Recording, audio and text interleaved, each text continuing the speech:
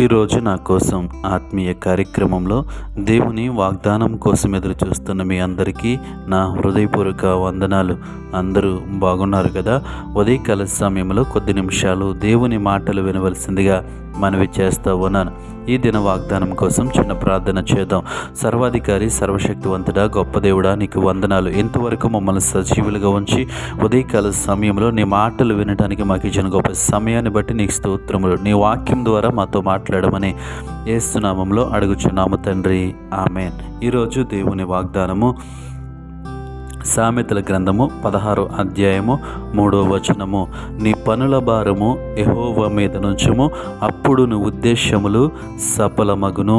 ఈ వాక్య భాగాన్ని మనం గమనించినట్లయితే మనం కలిగి ఉన్నటువంటి భారం ఏదైతే ఉందో ఆ భారమును యెహోవా మీద నుంచుము. మన భారాన్ని ఆయనకి అప్పజింపినప్పుడు నీ ఉద్దేశములు సఫలమగును.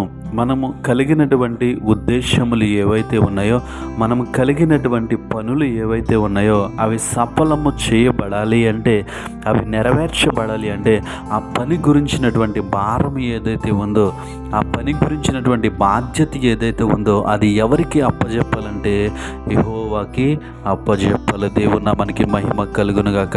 ఈ ఉదయకాల సమయంలో ఈ వాక్యం ఇచ్చిన ప్రియ సహోదరి, సహోదరుడా, నీ పనుల భారము యెహోవా మీద ఉంచుము. నీకు కలిగి ఉన్నటువంటి భారాన్ని, నేను కలిగి ఉన్నటువంటి భారాన్ని మనము కలిగి ఉండటం వల్ల, వాటి గురించి మనమే ఆలోచించటం వల్ల వాటిలో సఫలత మనం సాధించలేము.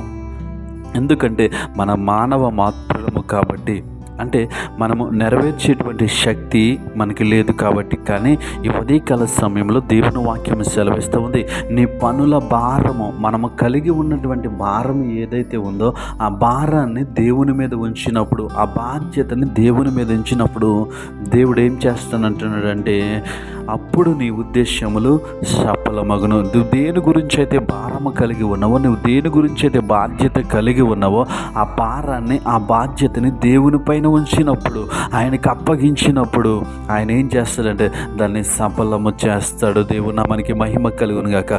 ఈ ఉదయకాల సమయంలో ఈ వాక్యం ఇచ్చిన ప్రియ సహోదరి, సహోదరుడా, నువ్వే విషయంలో భారము కలిగి ఉన్నావు, ఏ విషయంలో భారంతో జీవిస్తూ ఉన్నావు, ఏ విషయంలో భారముతో నువ్వు ఏమీ చేయలేని నేను సాయ స్థితిలో ఉన్న వాటి గురించి ఆలోచించి విజయం సాధించలేక నలిగిపోతూ ఉన్నావో, అటువంటి పరిస్థితుల్లో ఉన్న నీతో నాతో దేవుడు మాట్లాడుతూ ఉన్నాడు. నీ భారము యెహోవా మీద నుంచుము.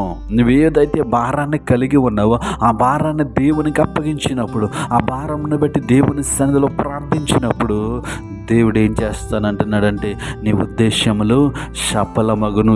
ఏ విషయంలో సఫలత లేక, ఏ విషయంలో విజయం సాధించలేక, ఏ విషయంలో నువ్వు అనుకున్నది జరగక నిరాశలో ఉన్నావు, ఉదయకాల సమయంలో నీ పనుల భారము యెహోవా మీద నుంచి దేవుని సన్నిధిలో తీసుకురా. నీ భారాన్ని ఆయన సన్నిధిలోకి తీసుకొచ్చి ఆయన పాదాల చెంత పెట్టు. నీ భారాన్ని, నీ ఉద్దేశాన్ని, నీకున్నటువంటి బాధను ఆయన సన్నిధిలో పెట్టి ప్రార్థించినప్పుడు ఆయన ఏం చేస్తుందంటే నీ ఉద్దేశములు సఫలపరచును. దేవుని నామానికి మహిమ కలుగును గాక.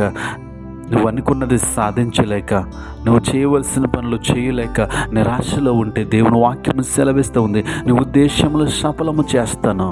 ఇప్పుడు తెలుసా, నీ పనుల భారము యెహోవా మీద నుంచుము. నువ్వేదైతే భారాన్ని కలిగి ఉన్నావో, నువ్వేదైతే వేదనని కలిగి ఉన్నావో, నువ్వేదైతే శ్రమను కలిగి ఉన్నావో ఆ శ్రమను, ఆ వేదనను, ఆ భారమును తీసుకొచ్చి దేవుని సన్నిధిలో దేవునికి అప్పగించినప్పుడు ఆయనే నీ ఉద్దేశాల్ని సఫలపరుస్తానంటున్నాడు. కాబట్టి ఈ ఉదయకాల సమయంలో మనకున్న భారములతో దేవుని సంధికి వచ్చి ఆ భారాన్ని దేవుని సంధిలో పెట్టినప్పుడు ఆయన మనకి సహాయము చేస్తాడు.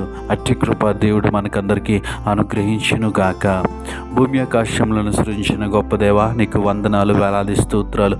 ఉదయకాల సమయంలో మేము కలిగి ఉన్నటువంటి భారములతో నీ పాదాల చెంతకు వచ్చాము. అవును ప్రభువా, మా భారములు తీసివేసి మా పనులను సఫలపరచమని అడుగుతాం ఉన్నాం. ఈ ఉదయకాల సమయంలో ఎవరైతే ఈ వాక్యము వింటున్నారో వారి జీవితంలో గొప్ప కార్యములను చేసి, వారికి ఉన్నటువంటి ప్రతి భారం నుంచి వారికి విడుదల కలిగజేసి వారి ఆలోచనలను సఫలపరచమని యేసు నామములో ప్రార్థిస్తున్నాము తండ్రి, ఆమేన్.